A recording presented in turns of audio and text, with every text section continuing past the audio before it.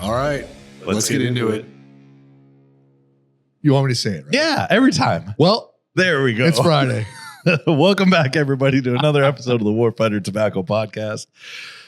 We have a special guest on today. For those of you who are just joining us now, I am John. That is Scott. Justin is our producer extraordinaire. And we have Big Tony Gomez on today. How we doing, guys? So Big Tony's been in the industry. I think he started it. Well, I don't want to take credit for that, but I've been in for a few years. Yeah, he's been in as long as I can remember. I think I was talking to him earlier about it. We entered the industry about the same time. Yeah. Well, that's why I've known as long as I've been here. Yeah. I've known him. I was fortunate enough to meet an individual by the name of Brandon Hayes down at Renegade Cigar Lounge in Richardson, Texas. And he asked if I wanted to hang out with those guys one day a week and come on board and sell cigars with them. And the rest is history. You know. So was that coming on board to selling retail? That was retail. Okay. Yeah, that was. And I went. I worked with a couple of other operations after that, also in like a GM capacity, and so just gained knowledge through there. You know, and I met like all of the reps, like all of the old school guys like McGee and Fish and Trey Andrews and just all the Paul Costo and all the solid Texas guys, right? You know that are in the industry and that and the guys like the recently retired Gordon Will from Rocky, but I got to meet these guys way back when I was in retail and so these guys, I leaned on a lot of them, guys like Tom Poehler, and but I was fortunate to really be blessed with some good guidance right from the get-go from Brandon, because Brandon was a very innovative shop owner. He believed in bringing in new product. He believed in still addressing the legacy needs, but still also, well, let's try this and let's try that. And selling in the humidor, like let's make sure that we're covering things. And I think these are things that are all necessary to make any retail operation work right. At the end of the day, it's still retail. You know, when you go into Foot Locker to buy a pair of shoes, you can't be in there more than 5-10 seconds before somebody walks up. Hey, sir, how you doing today? Can I help you? When's the last time you bought shoes, bro? Foot Locker's in a little trouble right now. I'm just saying. I'm just saying in general. Based on the I get what you're saying. But you are 100% correct. I was just thinking. I was like, it's probably been 15 years since I walked into an actual shoe store to buy shoes. Yeah, it's like I was down at the A&P the other day. getting some grapes. Yeah, okay. Yeah. The only time I go into a shoe store to buy shoes is when I buy boots. Yeah, because every manufacturer they fit different. So I can understand that. That's but sneakers, I just order those online. I'm a shoe guy. I have a shoe and hat room at my house. That, really? Yeah. And is it like sneaker collection? Oh, shoes? Sneakers, everything, man. Loafers, sandals. I mean, all kinds of stuff. Okay. I mean, I give stuff away also. When these shoes are no longer being worn, I donate them to different charity groups and stuff. And, because I look at them and I'm like, God, why do I have so many shoes? And I'm like, so at one point, man, my buddies were calling me Emil DeMarcos because, I had so many shoes, but anyway, but no, I've kind of came down off of that, probably in the last year or so. I guess I put myself on a shoe diet, I guess you could say, and just, hey, let's try wearing the stuff you got instead of. But I'm right there with you as far as the customer service aspect of what the point you were trying to make, and I've always told myself that as when I went into becoming a rep, also taking your cigars to the retailers and working with the retailers, not just the guy who makes the decision on purchasing the brand or not, but you have to have a relationship and good ties with the salespeople because they're the ones that are actually putting the sticks in hands. Yeah. And I think it's easy to kind of overlook that sometimes because it does take a little more time. You got to, but it's going to be beneficial to you and your brand as a whole. So you started a brokerage. What about, in January, right? Yeah. So I basically announced at PCA this year out in New Orleans that I was going to be looking for brands, and I was approached by several, and there were some that just weren't a good fit, but I wanted to stay with a certain level. I knew that I wasn't going to get any big brands, huge brands, or anything like that. I think that's something as you begin a brokerage, you have to start out. Right. And you work your way up to that if you land something. But right now, everybody's pretty well covered.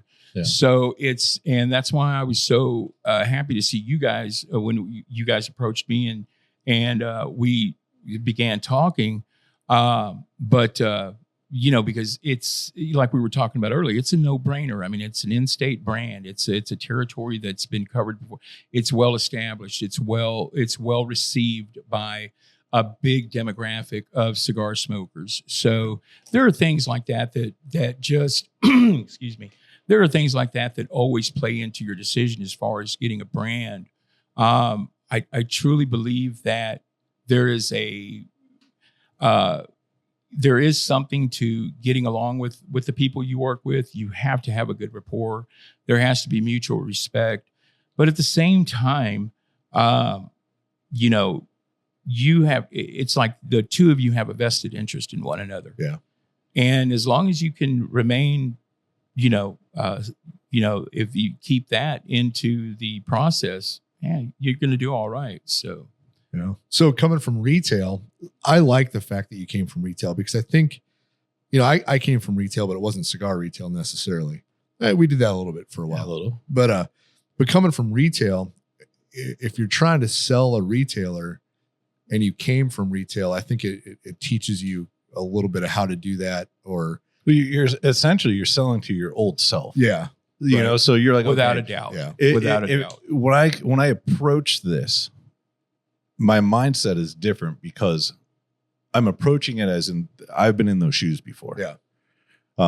Instead of just walking in being like, no, I'm a salesman. Yeah.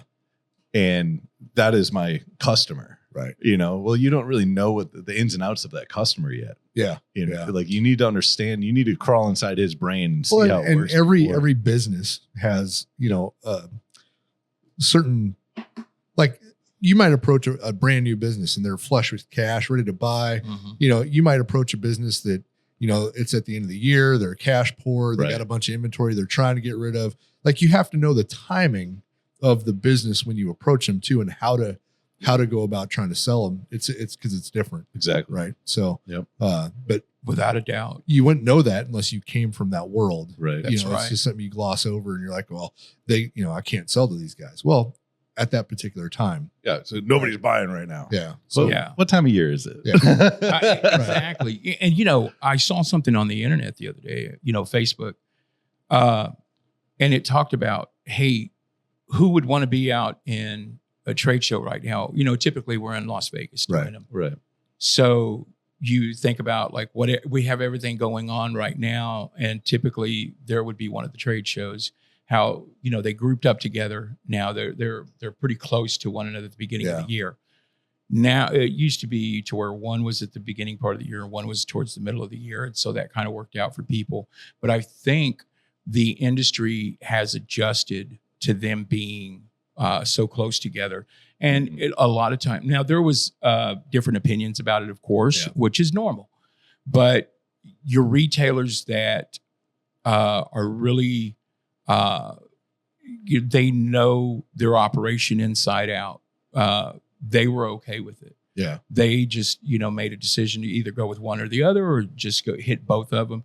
But I one of the things that I always try to remain respectful of is when I go into an establishment, I want to add value to that establishment, and what can I do to help that retailer attain a better position in his standing? Right. Like, how can I contribute to this? I just don't need to sell you cigars. Let's do something. What is there a need? Is there something that you want to do? Do you want to have certain types of events? Do you want to have a pairing? Do you just want to stay with your typical, your cut and lights? Do you have a special night? You know, I've got a retailer in the Dallas area, and he has Tuesday the Discovery and the Humidor, and so he highlights a cigar, and he'll share it with the local. I mean, with his group that comes in, his customers, and pretty much it's his locker members and such like that. But I even try to be there for that, Right. Because and you know you don't go overboard with it, but you're there to avail yourself for information. Yeah. And, Well, like we were talking earlier, you know, like for us, we want the long-term customer, not the short-term sale. So if you go in there and you sell a business some cigars and that's it, right? Well, there's no, like you said, no value add there, right? absolutely, And so then it doesn't benefit anybody, yeah, right? You have to figure out how to be beneficial for the end consumer, the shop owner, and the brand that's trying to sell the cigars. If it's not, then it's probably not a good fit. Exactly. You know, and if I wish that all of that was in everybody's minds when you're having the conversation, but sometimes it's not. So you got to kind of figure out how to make everybody aware of that. And it goes back to the methodology, or however you want to word it. Every customer is going to be different. Yeah. And so I don't think there's a cookie cutter method of doing this. I think you have to tailor every approach a little different for that retailer, because this retailer is in a different part of town than that one. And I've seen it time after time when I've worked in one shop and then worked at another shop. These cigars sold like hotcakes in this shop over here, and then we couldn't give them away over at this shop. And so they're 5 miles apart or whatever. Yeah, but it's completely different clientele. Exactly. And there are shops that are even closer than that maintain two different clienteles. Yeah. You know, we have that situation throughout the state. But you know, there's one thing that you always got to keep in mind in this industry is adaptability. You have to be able to roll with the punches. You have to be able to, it's a situation of quit assigning blame, take ownership of it, and let's help resolve a situation if it comes up. Or let's help, you know, like I said, you know, you want to add value. Don't just be that guy that comes in, hey, let me, you know, and whip out the old salesman attitude. And well, I'll tell you what I'll do this and I'll do that. And, you know, if you buy this much and, you know, and look, of course, everybody has their guidelines to what they work with. And of course, those are to be respected. But at the same time, understand that you might have to just crack the door with a customer. Yeah. You might have to say, okay, well, I tell you what, you want to get just a little bit of this to start out with. And then you get the old customer that thinks, well, hey, what else do they have? And see if you're there to work with the customer, if you're there to work with your retailers, and you get to know the clientele a little bit. The retailer is usually okay with you handing out a couple of cigars here and there. You, of course, we all know how it's supposed to go. You give it to the retailer, and the retailer goes, you know, so not in violation there. So, but I think that's a big part of it. And I have been fortunate to have worked with some great people that I've learned some really good methods from. Even, you know, this goes back to my retail days. Like, you know, you were just talking about how you see how owners approach certain methods of, you know, the way cigars are repped. And so, you know, kind of how to sidestep, you know, landmines, I guess you could say. Right. And, you know, you guys are military guys, so you know about stuff like that. So, but in other words, it's, you know, you just kind of put that back in your, you know, everybody has their method of being a rep, and everybody has their own style. But there's everybody knows there's basic just rules to this industry, and just, you know, like a general guideline that's, you know, I think really has to be respected. Yeah. So, well, Tony, let's back up a little bit. Where were you born? So I am a Texas boy all the way. I was born back in the 60s, man, believe it or not. So I just edged in there. You know? So I'm about 56 years old. I was born in the city of Dallas. And I stayed in pretty much the DFW my whole life, and I've traveled throughout. Of course, this industry will take you everywhere. From what? Yeah, there is every corner of this country that wants to sell cigars. Mm-hmm. So, but I've met some great people doing that, and but Texas, and that is really Texas is home for me. Nice. I don't. Unless you're going to set me up on my own private island, brother, I don't really, I don't really see jumping anywhere else, right. But nice. Yeah, but did you go to college at all? Here's what I did. I tried to go to JC a little bit, Dallas Community Colleges is what they called it back then. Now I just think they call it Dallas Colleges or whatever. But of course, man, being a young knucklehead, I didn't pay attention, and I think I bailed out after the first year or so. So I just went straight to work, man. Yeah. I was working at a grocery store at the time, and I worked there in high school, and then worked there for a little bit after I graduated. And I'm not going to say the grocery store's name because I just don't want to give them any props. But anyway, we'll just leave it at that. So anyway, but it's not the one everybody thinks it is. But anyway, so. I always wanted to try to get some education, but I never availed myself to it, man. It was my own, I would make excuses or this and that of why not to go get back into higher learning. Yeah. Well, I think, that's, I took some courses because they were what I wanted. And then when I figured out either they weren't giving me what I wanted, I'd quit, or I got what I wanted and just didn't care about having a degree or anything like that. So. I feel like you get to a point in life where unless you're sought after a certain role or position that requires X amount of school, you get to a point in life where it's just like, it's not a value add to me anymore. Right. It'd be really cool to have that piece of paper hanging up on my wall. Right. But what are those 4 years of classes? What is it going to teach me that I already haven't gotten real world experience in? That it's going to be like, you don't really have to use any of that. Yeah. That's how the whole thing works. Right. But this much of it actually applies to real world. Yeah.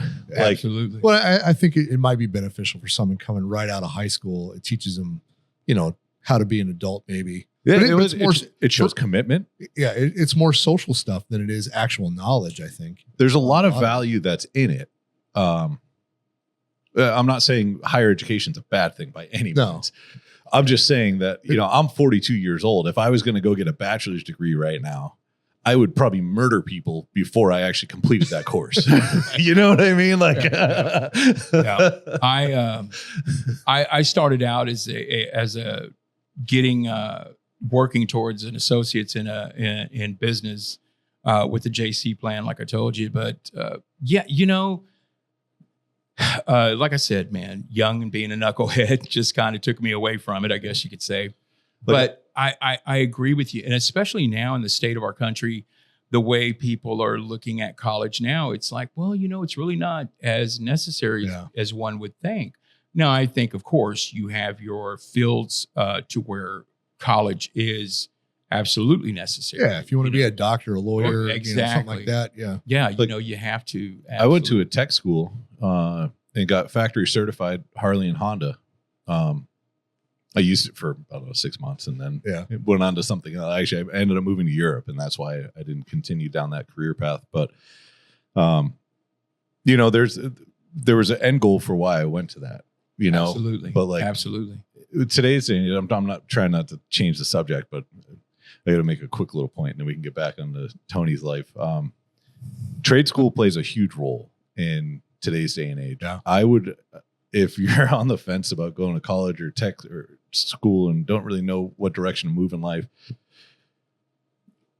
your tech school certifications will probably bring in more revenue than getting a 4-year degree in something specific. It will quicker for sure. You get into electrician, plumbing, not so much mechanics. I mean, you'll make some money on it, but it's hard to work. HVAC, you do something like that, do a tech school in that route, and I mean, the sky's the limit. Yeah. I agree with you 100% because I think those are always going to be services that are needed by everybody. And it's very undermanned right now. Yeah. Absolutely. But, you know, like I went to school for machine tool. I did some entrepreneurship and some marketing classes while I owned a business. Yeah. Right. And then you learned that, No, I got what I wanted out of it. But like, but it wasn't that much. For the marketing, I'm like, oh yeah, none of this is what I'm going to do. Like, it's just, it's corporate style marketing. It doesn't apply to owning your own business. The entrepreneurship classes I got a little bit out of. Yeah. But like, I'm writing a business plan for a business I've already been running for 2 years. So, you know, Right. it didn't really. I think you're right. This is going to be kind of like an off the wall comparison here, and I'm just going to kind of point this out real quick. But we all saw the movie by Rodney Dangerfield, Back to School, Right. and he's sitting in a classroom for business, and the professor is going over what you'll need to start this and start that and start that. And he's already a well-established businessman. He's in the clothing industry and he does the big and tall stuff. And he just looks at the guy and he says, whoa, you left a lot of stuff out. And he starts listing out the real day-to-day grind stuff that you have to put up with. Yeah. And even though it was a funny movie and it was a comedy, but really that's really the stuff that you've got to pay attention to. Yeah. It's always the extras. You know, anytime that I've dealt with a shop owner that is new to the industry and they're building their shops, and they're saying, hey, you know, they come to me and they say, hey, you know, I'm going to be opening a shop in about 6 months. You know, I'd like to carry your cigars. Let's start getting things together. And you see the things that they're going through. And they say 6 months from now. And that 6 months ends up being more like 9 months because there's things that they just don't anticipate. Yeah. There's always going to be setbacks. There's always going to be extra cost. And I think that's where the real world experience comes in. Yeah. You know, there's, you have your textbook approach to stuff. And then you have your, okay, that's what, it's a good general guideline. Right. And there's things you absolutely have to learn, legalities and regulation and stuff like that. Of course, we want to be in compliance with everything that you have to be, because the last thing that you want to do is, and I've seen it happen before, I've seen shops open with the wrong license and they're doing this and they're doing, and it's like, whoa, hey, you know, and it's so amazing to me because how did you get this far into this project and not have this and not have that? Well, I didn't know I needed this or needed that. So I have seen that happen, and it's unfortunate, but eventually they find out, okay, what you have to do, but it's these, these hurdles that you just have. Well, that's like when we started Warfighter, we knew nothing of the cigar industry. Yeah. You know, and we made every mistake. Only once though. Yeah. we try not to make the same mistake twice, you know, that's the key, but we all have that going. Yeah. I mean, I remember, you know, when I got, I always say, you know, that Espinosa was my call up to the major leagues, you know, because I was doing like some sub boutique brands I was brokering. And then I got the call from Big Jack Tarano. And trust me, I thought I was ready to go and travel with like a national sales director. Yeah. And I found out different, man. So there was a lot of stuff that I had to learn. Yeah. And Jack, you know, was What were some of the key things that you picked up from that? Proper routing, proper check back, like checking back with the customer. Right. Follow up is a big thing. Mm-hmm. Always, it's kind of like, and I'll just tell you a little background on me. I used to sell cars back in my 20s, and in the car industry, and I'm not trying to get down on anybody here or anything, but in the car industry, man, you fake it till you make it is what they call it. Right. You know, like, hey, just get the job done, man. It's like, you don't want to know how the sausage is made. I just want you to serve it on a plate. Well, that didn't bode well with Mr. Tarano there. You know, he wanted you, you know, it's like, hey, if you don't know, just say you don't know, man. Like, you know, and we'll fix it. I'm not going to say how he said it, but it was put a little more eloquently than that. But I learned from that, and it's like this. Eventually, you learn that dealing in these situations, you have to be up on your information. You have to know. There has to be. You have to know about when I visited this guy last, when he placed his last order. Stuff like that. You can't just tell a guy, oh man, I went to go see him about 3 months ago. About 3 months ago, Well, how about a date?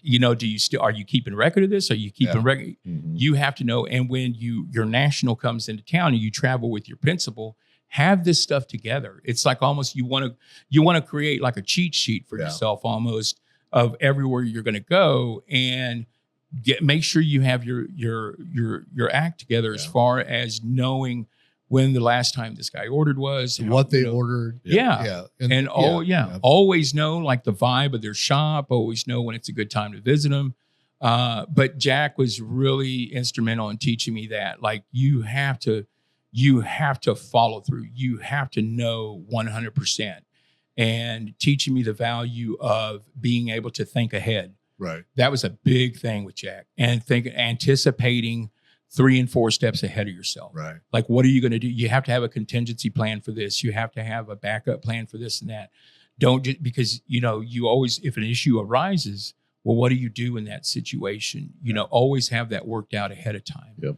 You just don't want to go into something and a situation occur and a problem happens, and then you're sitting there, running around, and you don't know what to do. Anticipation is a big part of it, and preparation. So that was something that, as I never worked in an operation to where everything had to be so precise. Right. We have this industry to where everything, we get along with everybody, and everybody has this like a picture of guys sitting around smoking cigars in a lounge. And you don't know how many times I've been asked by guys throughout the retail industry, and there's nothing wrong with this. It has to happen. Tony, how do I become a rep? How do you, how does one be? And I'm sure you guys have experienced that as well. Well, there is a way to become a rep, but you also have to be prepared for it. Yeah. You have to be prepared for the road trips, for the being away, for, you can have, in my opinion, like I said, my opinion, if you have a need at the house with your family that you have to be there for all the time, brother, you might want to rethink going into this industry. Yeah. It just, you got to know what you're dealing with. Yeah. There's going to be things that your family has to deal with. Because once you're in this industry's got you. I mean, you're in it. You go all in. Yeah. I mean, it's, or you don't stay in it long. Yeah. Absolutely. And see, you guys can attest to that, I'm sure, because now look how big cigars became in your life. Right. And now it's every aspect. I mean, you guys have the firearms also, and that's, trust me, I want you to pay attention when you're doing that too. Well, that's just a hobby. At this point, yeah. So. The firearm side of it, that the business aspect of the firearm side. You sold the gun store, 2019, right? Yeah. So that's over for us. Yeah. See, but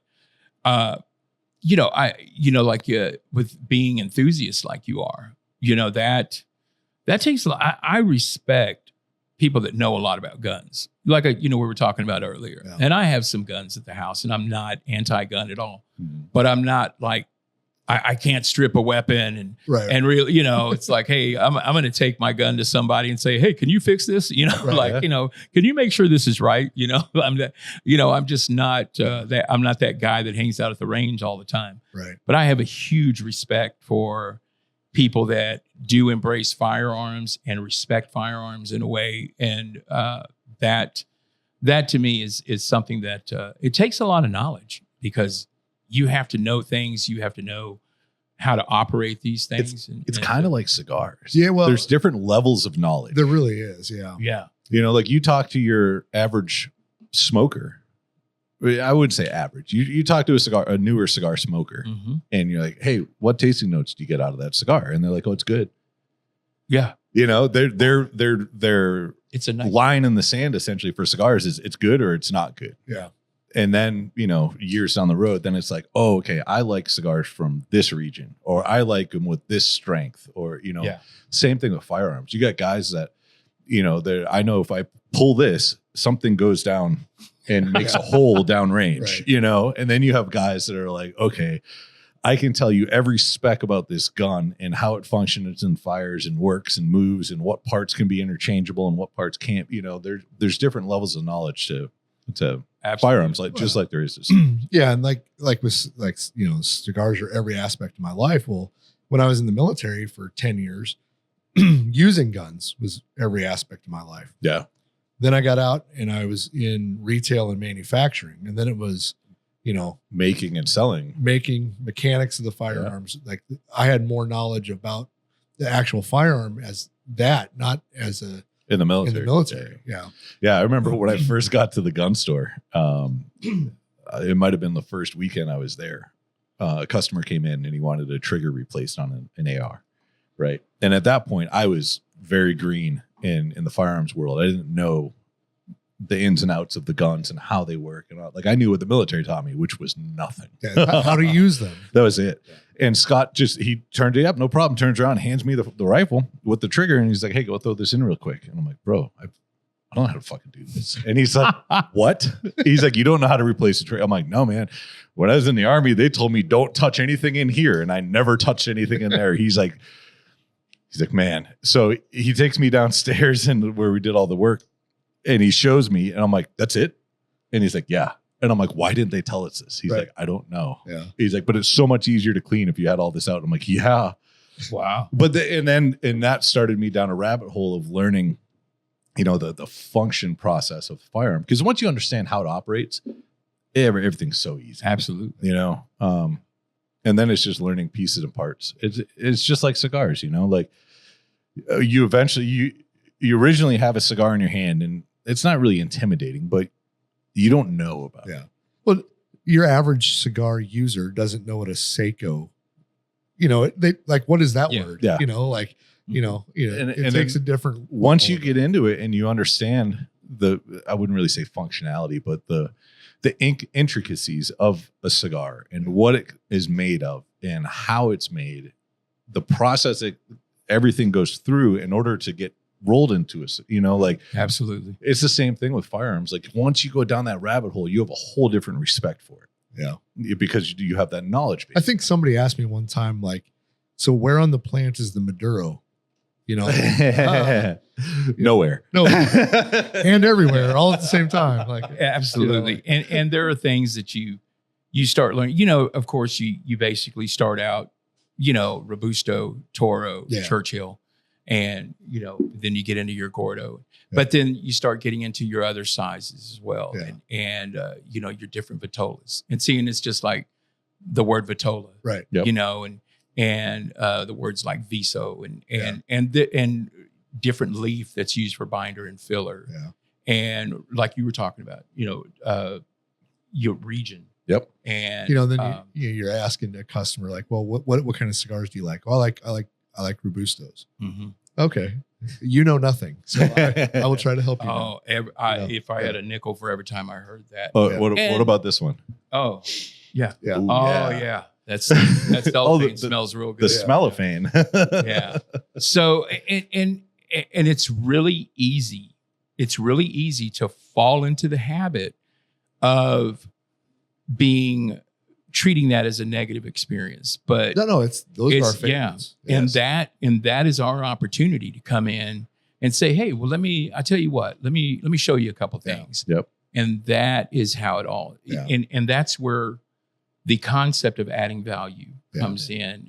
Arm that person with a little bit more knowledge. Yeah. Arm that person. And you have to do it in a way where you're not talking down to the person. Absolutely. That's the biggest point. Like you were saying about Jack teaching you so much stuff, right? Absolutely. That customer has that same experience with whether it's a rep or a brand owner or a brand or a shop owner or an employee of the shop when they share that knowledge. Yeah. You know what I mean? And there's a lot of people out there that don't see it that way. And so when they share that knowledge, it's just, I just need to get them this information and we move on to something else. Right. Yeah. But if you take that moment and you actually explain and put the effort into it, you have that same experience that you had. I mean, it's on a smaller scale. And you just have to make it fun for the customer where you're not talking down to them, where it's like, okay, he's not thinking I'm an idiot. Yeah, he's just teaching me. Yeah, but it holds weight with it. It does. You'll run into that guy again 5 years down the road, Yeah. and he's just like, man, that changed my experience in the cigar industry. Absolutely. Everything now has been different since I had those conversations. Well, one of my with favorite events where it just happened and we weren't planning on doing it is we were at an event and John just decided to cut open one of our cigars and just show everybody. Oh yeah, we were in Culpeper, yeah, historic smoke, and then we went and grabbed a well-named cigar off the shelf, and he cut it open to compare, and it was like short filler. It was short filler. It's Yeah. supposed to be a long filler cigar. Yeah. Yeah, And I cut it open and I was like, oh, and everyone's like, what? And I'm like, I don't know what to do. Yeah. And, and see, look, that's another point brought up. Like, there might be an experience you have with a certain cigar or cigar brand that wasn't exactly like a good experience, Right. shall we say? But just understand that still there's a demographic of people out there that like that cigar, Yeah, exactly. that are very enthusiastic about that cigar. So always hold that and treat that in that regard. Yeah. Like, always understand that there's different cigars for different reasons. yeah. Yep. That's why we have 10 different blends because, like, And one of them is a mixed filler yeah, on and, purpose. and there's some of our cigars I don't smoke as much because I prefer a different one, Right. right? Like, but and John and I differ on this. Like, he loves our Sumatra. Yeah. And that's probably the one of our cigars I smoke the least of. Yep. Yeah. And he loves I the like Rosado. Yeah. And it's a great cigar. I just don't smoke it as much as Scott does. Right.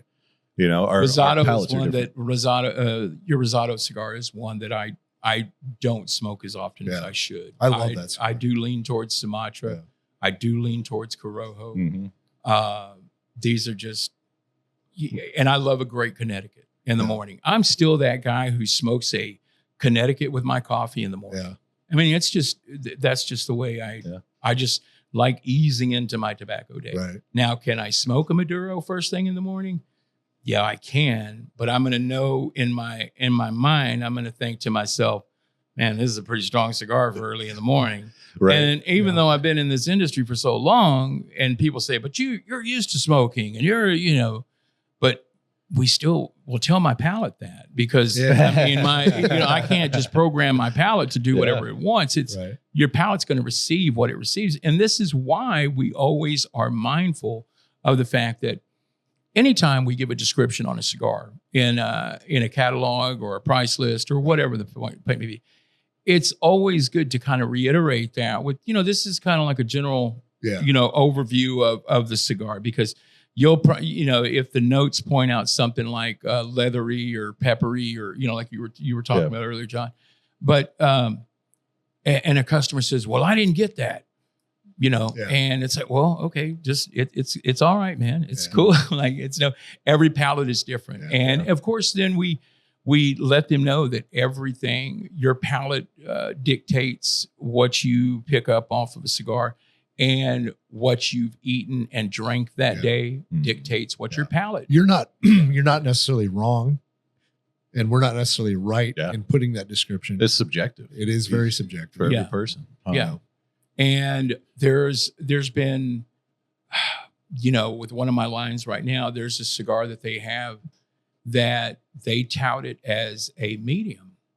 Okay. And, but when I smoke it, man, that thing hits me. It hits me like a ball peen hammer, man. I mean, so it's just, and I'm like, what's the deal with me? Like I've smoked it 3 times already, like 3 or 4 times possibly. Yeah. And I'm just like, man, it's just a strong, and so I quit trying to figure it out, Yeah. So, it goes back to the thing, smoke what you enjoy first and foremost.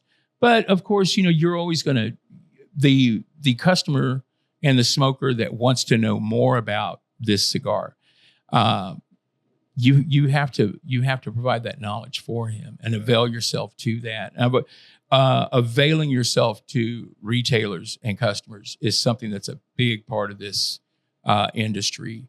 Whenever I am working an event or multi-vendor, I always try to make sure that they understand and they know that at the end of the night, I want to say thank you to each person there. And I want to say thank you for spending your evening with us. You had a choice as to what you were going to do this evening. You could have gone here, you could have gone there, you could have done, but you chose to come here and attend this event. And I've always felt that let them know that you're thankful for that. Yeah. Let them know that you acknowledge that. And so it's just one of the things that I always put in a high priority bracket is just being thankful to the customers. You know, there's you might have answered that question 500 times already. Yeah. Well, you know what? You got to answer it again. Yeah. And, you know, like I liken it to, I remember I was watching something on the Eagles, you know, the band, the Eagles with Don Henley and how there was some members of the band at one time that didn't want to sing this song or sing that song. And, Don Henley was very insistent, like, no, man, we have to play this song. Like people expect this song. Right. And other bands do that as well. I've heard that done. I've heard that said by musicians. These are the songs that get it done for you. These are the songs that people know. Yeah. So we got to kind of look at that the same way. Hey, you know, the people learning about your industry, that's what keeps the industry alive. Yeah. And that's what keeps it going. So we have to avail ourselves for that. And that's, you know, you can't say, oh, I'm having a bad day. You know, Right. I've got a concept that I call 3, 2, 1 lights, camera, action. Like when it's time, like you have to be able to set aside your bad day or whatever you're going through. You have to avail yourself fully to the retail operation there, the customers that are there. Mm-hmm. You know, don't give a lackluster performance at an event. You know, do your best. Always put your best foot forward. And One of the things I've learned about myself is I'll dread doing a certain event Until I get there. and then I have a great time. Yep. absolutely. And I think that's a big part of As it. soon as 3, 2, 1 happens, I'm usually having a great time. Absolutely. And you're like, I can't wait to come back and do this Yep, again. yep. You know? Absolutely. And, It's usually like PCA, like fuck, and then you're there and like, okay, Yeah. You know, I think that was more because it was in Vegas. yeah, Because Yeah. when we were getting ready to go to New Orleans, yeah, we were pretty excited. Yeah, we were. Yeah, You know, but then it was like, oh fuck, we gotta go back to Vegas. Yeah. You know, we're just Vegased out. so speaking of New Orleans, so how did you guys, how did that come off for you? As far as, did you like it? we had a great Yeah. time. Yeah. I mean, sales wise, it wasn't. I don't know. It was much average. different. Yeah. But just the change of scenery, the different environment. Their opening party. Yeah, And, you know, we talked God, talked that about was it a before. good party, wasn't it? was awesome. Yeah. And I literally walked up to what's his name? I think it's Josh with PCA. Chris. I think it's Josh. Because we were just hanging out with him in DC a couple of weeks prior. And I'm like, hey man, I'm like, this is awesome. I'm like, do you guys have this for the whole show? That Mhm. little park area? And he's like, no, it's just for night. I'm like, man, you guys should have did this the whole show. Yeah. You know, That like was, that would it was awesome. Yeah, You yeah, know? they did a real good job. Yeah. Those are my boys over at Espinosa, man. Yeah. I mean, hats off, man. It came off really well. They had Guy there and everything. Yeah. And they were, handing out the knuckle sandwich and just a really good showing. I mean, and that is something that Espinosa does very well. And I've done events with other companies and you like having these events and you like the big events. But when you have one of my brands now that I'm with, they do a celebrity cigar. And because of his strenuous schedule, he's not able to do as many events as would they'd want to be. Yep. But also, the guy lives out of country and everything. And so many things have to be tied together for this to come about. But I think that it just, when you see these big events that are thrown, these companies, they really can put together class acts, I think. And so many people just don't know everything that has to go into it. Yeah. And everything has to, especially at the trade shows. Yeah. There's a lot behind the scenes that people just don't see. And a lot of preparation and a lot of adaptation also, because you have to adapt to whatever the weather is or whatever, whatever's going to go, there might be something that happens with part of your shipment or something. That's a big part of this entire industry, rolling with the punches, adaptability. Going back to Espinosa and having Guy Fieri, we've talked about celebrity cigars on this podcast before. And Guy Fieri is about the only one that works. he is. So let me just point that out to you real quick. He is so it's involved. Fieri. It's Fieri. Fieri? Yeah. Okay. And he will point that out. He's done that to people before, and like friends of his. Yeah. Not just so. Yeah. But he's a great guy. He's so Really. involved in it. Yeah. That's why his is so successful. Yeah. You see some of these other celebrities, and they put their name on a cigar, but I don't ever see them or. That's all they do. Yeah. And it doesn't necessarily work out as well. Mm-hmm. And I'm like I said, one of my lines that I'm carrying now, and I'll say it's the Artista, the Big Papi. Right. David Ortiz has really gotten behind that, and he really champions it. And they've had that cigar out on the market for 10 years now. I have one of my humidor at home. So Baseball bat one. Yeah. So, I just going to kind of get off subject here for a second, but I did an event with Kevin Newman, our VP, and out in Houston. And I was always thinking, man, Houston might not be the best place to try to pitch this cigar because Houston takes the Astros very seriously. But the event that we did, the Big Papi did really well that night. Yeah. And the baseball cigar, like we sold some of those as well. And, I'm still getting to know the Artista line little by little. And I didn't even know they had the baseball cigar at that point. And I see them all on the table there. And I'm like, wow, and we ended up selling a few of them. Yeah. And it's like, wow, because, that thing sold individually. Yeah. So it was something that surprised. And that will tell you right there, don't pre-qualify and don't cancel something out. Always check and double check and all that good stuff. Like, don't just say, oh, no, that guy's not going to buy. Oh, no, I'm not going to go see him. That guy, hey, you got to turn those stones over, man, to see, to find the hidden treasure, so. Yeah, I got that cigar. I'm from Boston originally. And so obviously a Red Sox fan. And so when that came out, I'm like, okay, I need one of these. There you go, man. I've never smoked one. Yeah. Well, eventually I'll smoke that one. I just need a.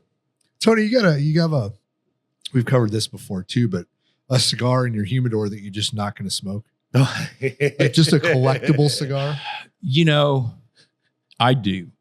And it's not that it's a bad cigar. And of course, I'm not going to mention the name of it, but it just wasn't my. No, not one that you don't. Scott, one that's a collectible. Tell your cigar. Oh, okay. Tell your one that you're. All right. So I have two in my humidor that I won't smoke. One was an American by J.C. Newman that Newman handed me. I've smoked the American cigar before. Yeah, it's a cigar, we smoked boxes of them. But the one he gave me, it's in my humidor. Like, yeah, I don't need to smoke that. And then the other one was I was in San Francisco.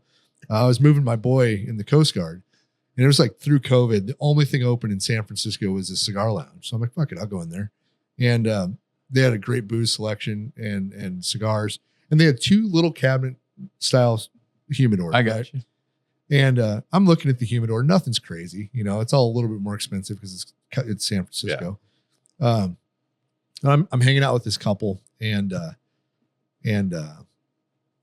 she's a cigar smoker. So I'm like, I tell you what, I'll get you a cigar. And I looked at the I don't know if he's the owner or the bartender or whatever. I'm like, hey, you have any new cigars that you just brought in or whatever? Oh, I just had these come in today. I'm like, cool, I'll take two of those. I didn't even look to see what they were. Right. Well, it was a Davidoff Royale, and they were $150 a piece. Yeah, it's not. And I didn't look until the end of the bar tab. So right? How many did you buy? Just two. Just two. I gave her one, and I kept one. It's $300, bro. Yeah. Just in two cigars. That's not including my bar tab that night, right? And that one's still in my humidor too, and it's there to remind me not to be a fucking idiot. So I had something like that happen to me one night. I attended an event, and of course they were doing like a box feature. Like there's a certain cigar maker out there that does a yearly box. And if I say how much the box is or how many are in the box, I'll give away who the manufacturer is. So let's just say a small box. Anyway, I got one and I was there. And of course, look, every retailer sets their own price. Right. And this was a very, very It was a new bar in the Dallas area, and it was very nice, very posh. Right. And I got my bill at the end of the night. And yes, I was rudely this was not Keystone pricing. Let's just say that. So, and they have a lot of overhead there at that place, at that establishment, which look, I mean, it's these things you have to understand that different establishments sell them at different prices. Yeah. That's all there is to it, and they have to account for their overhead. So I've been in the bar and restaurant industry, and I certainly understand that. So there is a different element when you're dealing with establishments of such nature. So always kind of like, I think it's a good thing to check your pricing, to make sure. So what'd you pay for that cigar? I ended up paying close to $200 for it. And it was like, wow, hey, these aren't that much over. But of course, man, I have to just, be cool, Big Tony, right? Hey, no problem, bro. I got you, man. So here you go. It's the best and worst part about being like this involved in this far into the cigar industry is in situations like that, like you can't really make a scene. No. You know better, and it's just like, what are you talking about? Like, you're a cigar guy, man. You should have, so I agree with you wholeheartedly. So back to your humidor. Do you have any in there that it's just I do. I have a couple that were given to me by certain individuals that are, sentimental to me. Yeah. Right. And I just leave them there. It's not like I'm trying to age them or anything. Yep. I heard Eric Espinosa tell a story one time, and he said that a guy handed him a cigar at an event, and he said, "Yeah, man, I've been aging this in my humidor and it was something like 20 years." Yeah. So Eric Espinosa, he just cuts it and the guy just absolutely was devastated. Like, what are you doing? What are you doing? And he goes, "I've been aging that for, 20 years or however long the amount was." And Eric says, "Well, that means it's just ready to smoke, hey, well, then it's ready then, So, and I think a lot of times people think because we're in the industry, we have all these cigars. Right. And I have some in my humidor. I've got a nice little humidor at home, and I keep there's probably about 30 cigars in there. Yeah. Now I know that still sounds like a pretty good amount in a small humidor, but little desktop humidors, like what we'd call them. But I enjoy smoking them. Yeah. When somebody gifts me a cigar and they, and here's the thing, whenever, and this is another thing, I always want to, when somebody goes out of their way to give me a cigar, I want to make sure I pay it proper attention. Right. I want to make sure I sit down and I smoke it. It's, when I smoke in my garage and I have, what I call the Big Tony studio, it's nothing like what you guys have here. It's just my phone and and a backdrop, right. And some boxes behind me. But I've got some lighting also, but, I want to make sure, that I'm sitting there and I'm paying attention and I'm relaxing, have some good music on, because I want to experience it. We all smoke cigars in the car and we're going down the highway, and you really can't get the full experience of it at that, but I think we're just, we enjoy smoking cigars. So. Unless you're going into it, like Scott and I road trip a lot, and we smoke an ungodly amount of cigars while we're driving. And there's times where I will set aside a cigar for a road trip. Yeah. Because it's like, okay, I know that I can put my 90% of my undivided attention to this cigar. Yeah. The other 10% is on driving. You know what I mean? But absolutely. Absolutely. I can appreciate this while I'm, traveling. Because there's not a lot of times where I get outside of doing a road trip where I can actually just be like, okay, I need an hour of undivided attention so I can appreciate this. What I've been doing lately actually is I've been collecting unique cigars, a pair at a time. So when Mal and I have a time to sit down, my girl, we can sit down and enjoy, and a couple of years ago, we started this, we were down in Mexico City, and we went into a really nice cigar shop, and I got a couple real good Cubans, the Partagas Series D number 5s. Yeah. And we sat down. Actually, it was the same shop that you went into when you were there. And we sat down, and Mal and I smoked them at the cigar shop. And she's like just the whole ambiance, the experience of it. And I was like, okay, it's like we need to continue recreating this, right?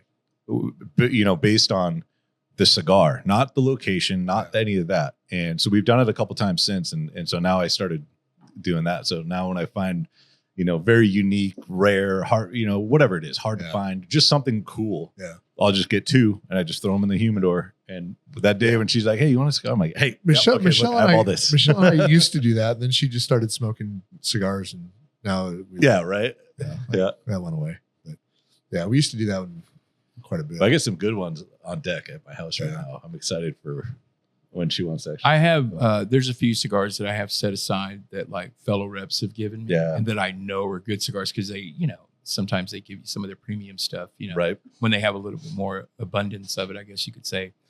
And so I'm just like, yeah, I can't wait to smoke that. Yeah. And, one of them is one of the cigars that I'm not going to smoke because it was given to me. So I'm like, I got to get another one of and smoke that one. And this one I'll save because, hey, it was given to me by, someone that I really respect. And I just like it. And like you were telling the Newman story. Yeah.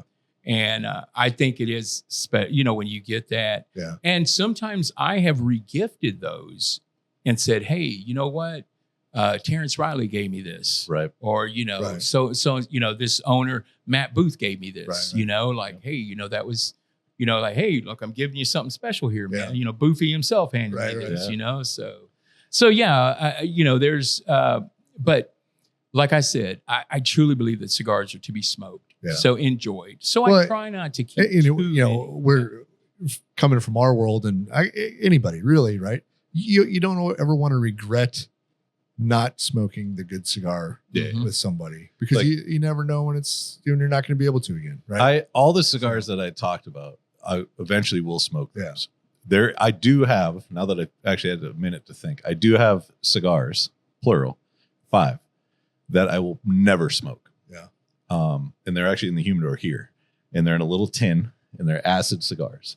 Really? And I bought these cigars, and I think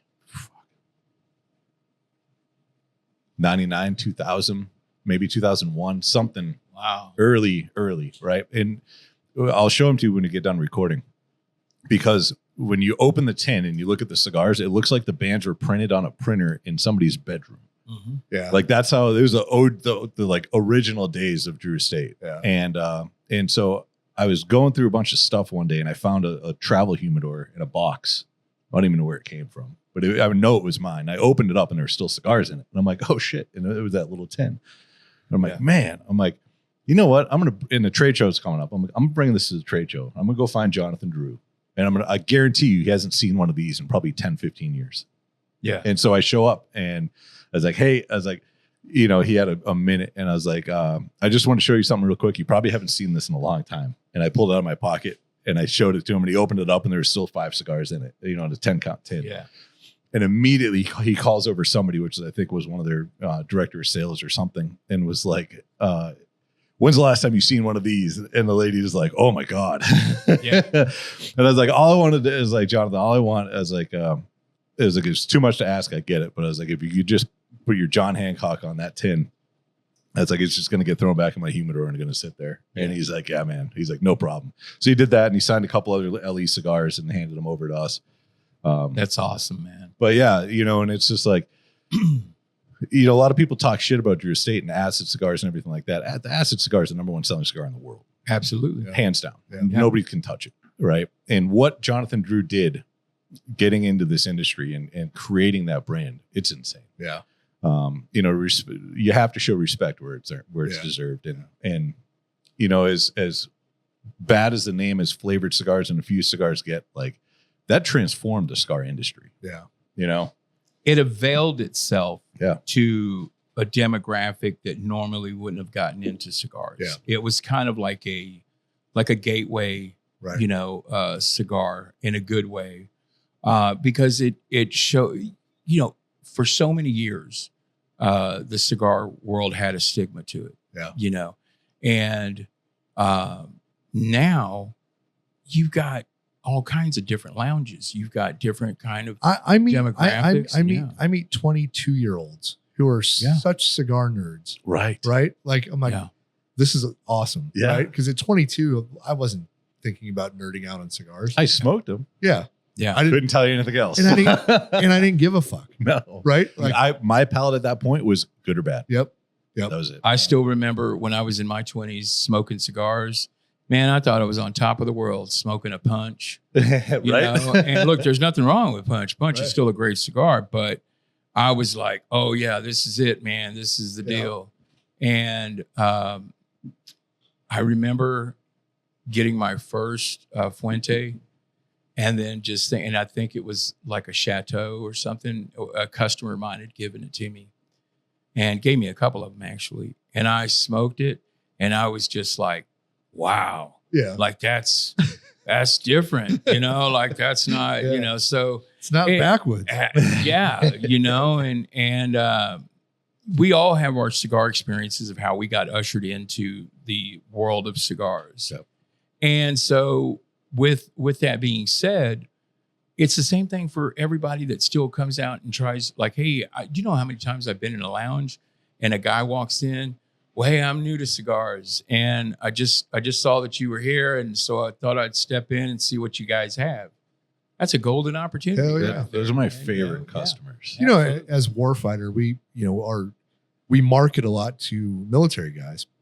A lot of military guys are younger, right? Mm-hmm. So I think we've brought in a lot of new cigar smokers into the industry, just the way we do our marketing and the branding, and not minors, but like 20-year-old just guys or guys, especially military guys, because they're, there's so many people that their first cigar they ever smoked was when they were in the military, and they don't know what it is. Most people don't. Most of the cigars you have access to on military bases aren't the greatest of either quality or they're maintained adequately. Yeah, right. So you're smoking something that's just grenading on you that who knows when the last time has been in a humidor, and it's like, oh yeah, the experience was awesome.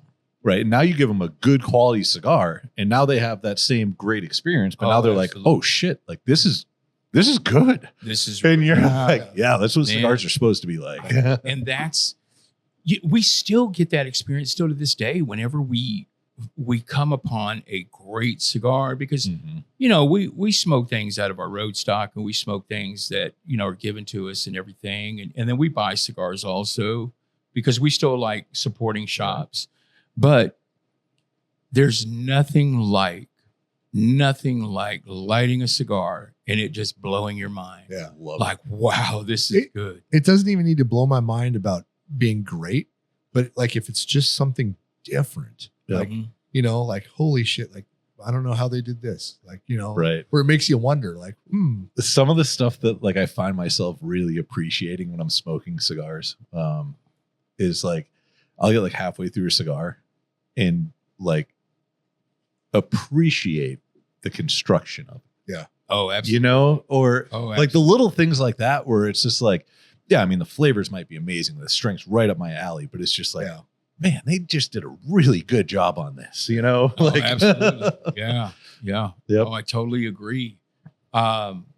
Construction is such a huge part of the industry. There's nothing like seeing a great, and the way it's packed, the way it's rolled, everything. It's just something you should take for granted as a consumer, right? Yeah, absolutely. But you don't really appreciate it until you've had like some that are just like, oh, this one's really not good, right? Tight, or you can flatten it down by squeezing it or something. Like okay, something's going on here. It's not good. Hey, trust me, I have had some like that you can, and it's just like, what was the intention here? Like, right. I just kind of question. And then you think, okay, I see, it was probably like a bundle cigar or something like that. But, there's and seeing that takes us to another aspect.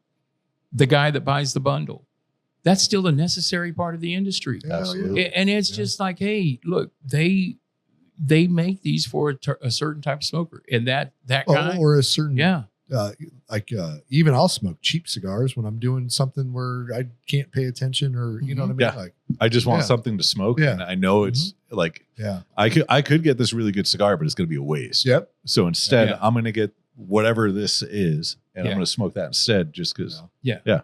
I want to smoke while I'm doing whatever. Yeah. I just can't pay attention. There was a time where I was trying to, and this was a long time ago.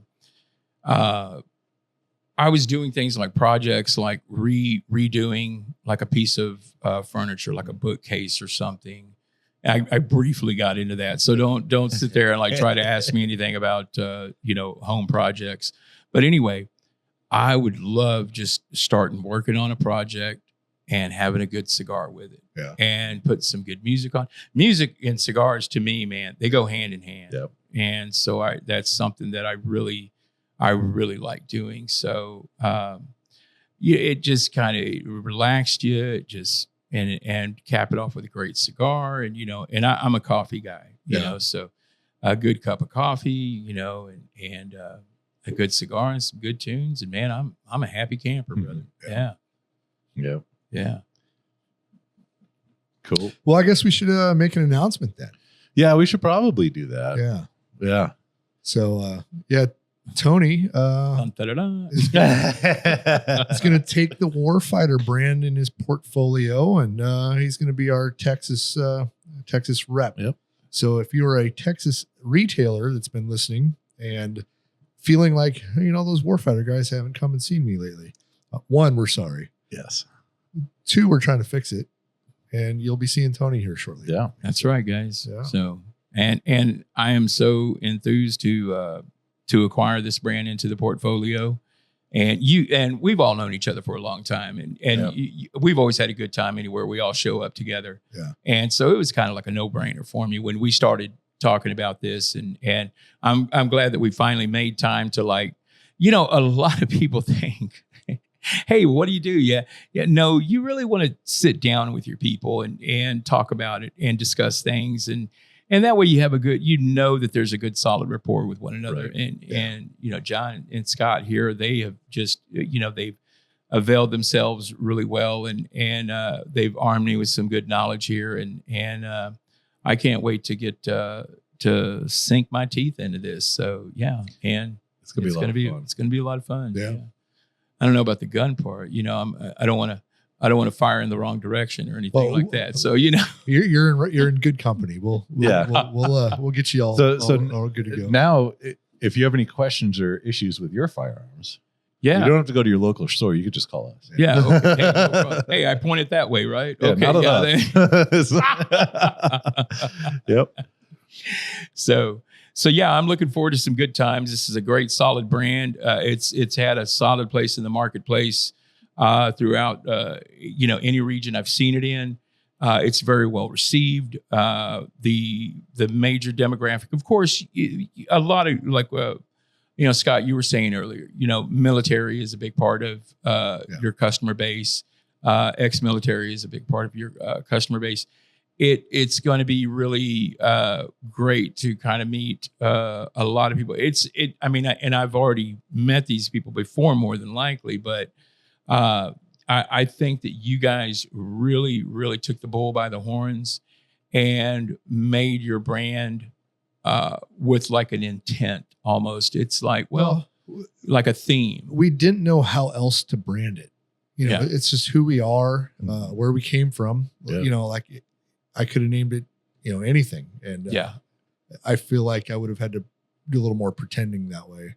Warfighter is just, it's the community we grew up in, and the circles we hang out in. And we don't limit our customers to that. It's anybody who supports the military. Great cigars. Yeah. Right. Yeah. Absolutely.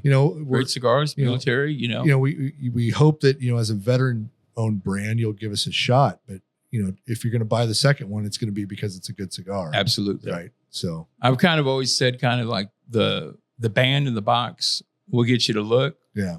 But it's underneath what's all that matters.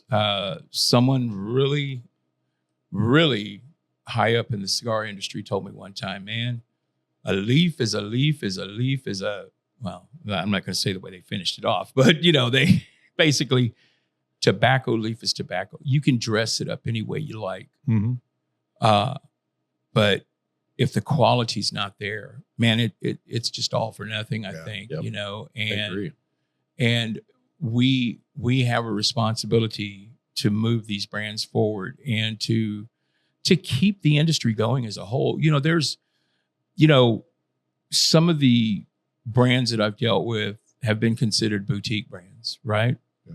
And then, of course, my time at Espinosa, of course, that brand transformed itself from a boutique brand to, and a lot of people still consider it a boutique brand, but it's a huge brand now. It's grown immensely.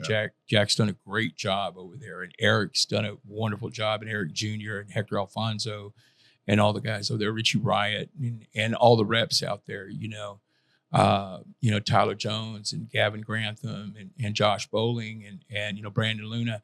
These guys really get out there and they make it happen.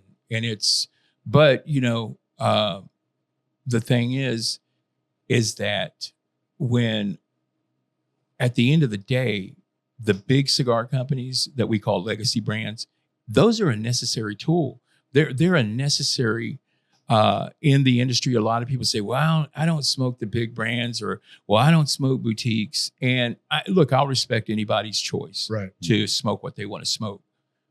But I've always said that having the big brands is what keeps this whole ball going. Oh, yeah. Because they do the outreach. They have the huge budgets to take the cigars to the masses. They can fight the anti-tobacco laws. Absolutely. You know, like I don't have the budget for that, you know. Like, and then when it comes to like the boutiques, they're more of like a kind of like in food, like a gourmet offering.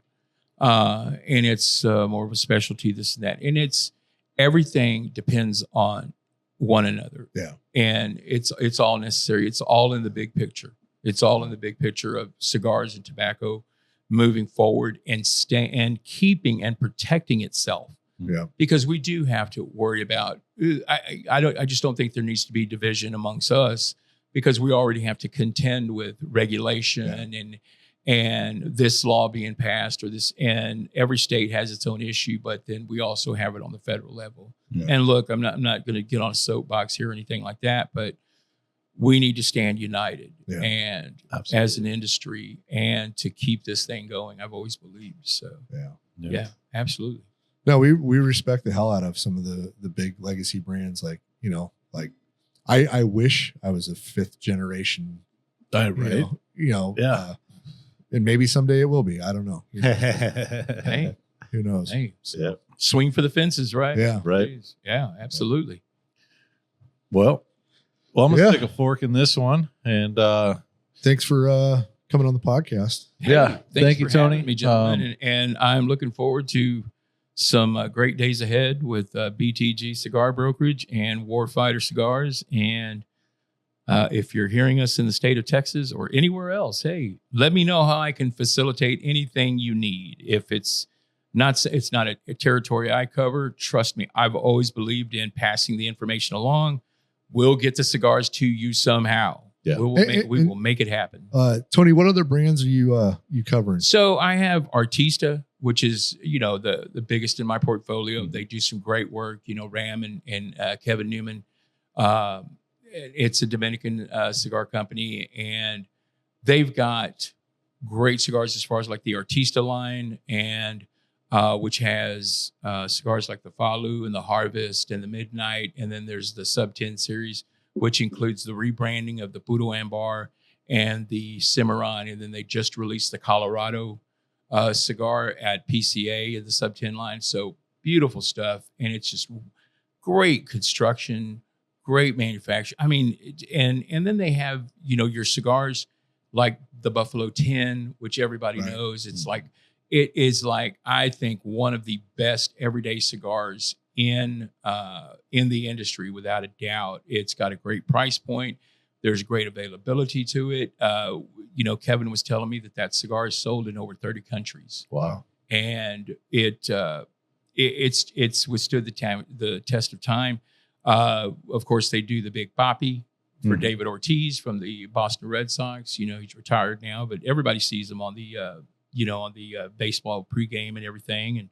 But that cigar has been in the marketplace for 10 years, and they've added to the line. They've got like the Hall of Fame cigar for David, and they also have the Slugger, and it's just it's something. Celebrities and cigars. Sometimes they don't work. We all know that there's celebrity cigars out there that we've seen in the marketplace, and then they just kind of fade away. Yeah. But I think this one has really done a great job of just being a great cigar that you can always count on, and it having a solid place in the marketplace. So, yeah. So I have Artista, and then I have a couple small batch cigars. I'm working with some guys called Casa Molina, which are owned by Havana Port Cigars out of Baton Rouge and Metairie, Louisiana, working with Lou Molina. And of course, there's Arturo Molina. I'm sorry, I said Alfredo, but Arturo Molina over in the Metairie store. And those guys over there, I've always had great relationships with and done business with them for a long time. And so I was really humbled and flattered that Lou Molina contacted me and asked me to cover their brand. I have another small batch out of Tampa, owned by a guy named Yanko Maceta. He has a shop in Tampa, and he does the Tabanero brand. And so he's never really done the rep or broker thing. We just met each other a couple of years ago, and we kind of just stayed in contact. And he just said, "Well, hey, let's see about putting something together." And so it just worked out. Nice. I also have Black Star Line from Eric Bay. Yep. Eric, I like those guys. Chicago. Yeah, and he does a lot of collaborations. Yeah. So he works with Espinosa, he works with Aganorsa, and his stuff is really good. And he does a lot of historical tiebacks within Black history, and then I also have. Let's see, there's Casa Cuevas, Luis Cuevas. And, it's had its challenges in the past, but man, these are great cigars. It's a great story, great pedigree with the Cuevas family. Luis is a really great manufacturer. His brand is solid. We're every brand has its challenges, but it's so much easier when the cigar is so of a high caliber. Right. And that's what you have in Cuevas. Yeah. So nice. So I got I got a few of them out there, but I know which ones to take to watch shops. Right. Not every shop is, but now we're happy to add Warfighter and a good, like I said, it was a no-brainer for me. So awesome. It was the same for us. Yeah. Hey, and for the listeners, Tony, you don't have a military background. I don't, but I am. And it's not required to work for or with Warfighter. Yeah. Because I couldn't pass the boot camp part of it. Trust me. Well, because of that, though, no, I'd be.